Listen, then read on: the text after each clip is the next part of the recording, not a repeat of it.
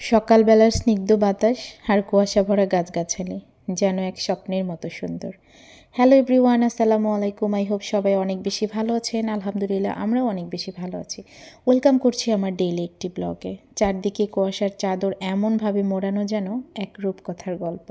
যদিও ঘুম থেকে উঠতে উঠতেই আমার সকাল 6:30, তবুও চেষ্টা করি একদম কুয়াশা ঘেরা সকালটাই উপভোগ করার জন্য।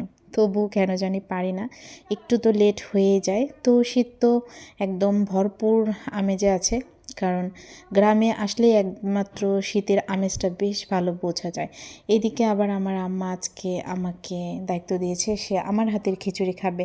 দেন এক হাঁড়ি খিচুড়ি রান্না করলাম, আর এদিকে আমাদের দেশি মুরগি কিছু ডিম পেড়ে নিয়েছে, তো এগুলো উঠিয়ে নিলাম। আমার হাতের খিচুড়ি নাকি সবার অনেক বেশি পছন্দ।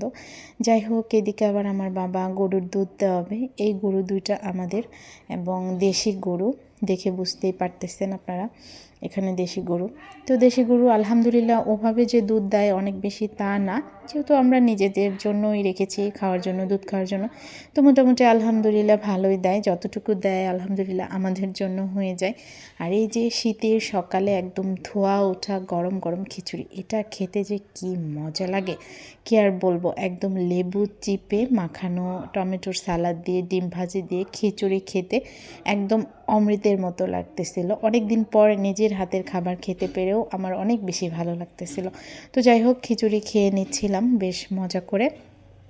আর এই যে এখন সুপারি পাড়া হবে, এটা আমার দাদা দাদির হাতের লাগানো গাছ, যেগুলো এখন আমার বাপ চাচারা ভাগাভাগি করে পেয়েছে।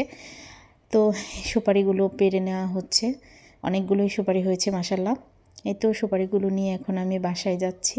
অনেক দিন পর সুপারি পারলাম বাচ্চাদেরকে দিয়ে, তো ভালোই লাগতেছিল। সবাই ভালো থাকবেন, টাটা।